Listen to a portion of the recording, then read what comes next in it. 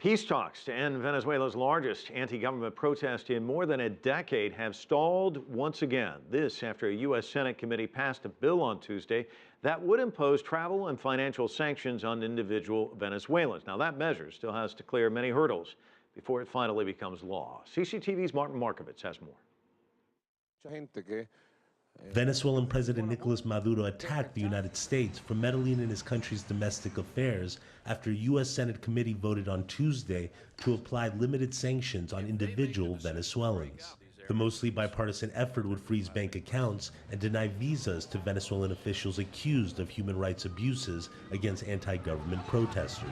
On Tuesday, President Maduro said the use of sanctions was proof that the U.S. government and right-wing forces were behind the political unrest that has left at least 42 people dead and more than 800 injured. There is no need for this Congress or any of their senators or some of their congressmen to meddle in the affairs of Venezuela. I repudiate, reject, and detest the interference of these extreme right-wing sectors of the United States in the internal affairs of the homeland of Simon Bolivar.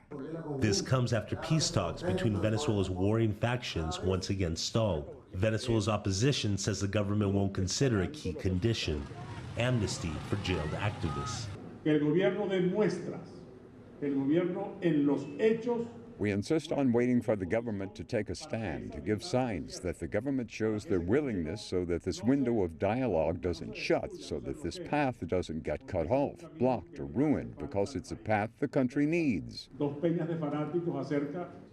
The opposition is even divided on whether the proposed U.S. limited sanctions would even work. Some hardliners believe it could be an effective tool to pressure the Maduro government. But most opposition leaders and the U.S. State Department have expressed reservations.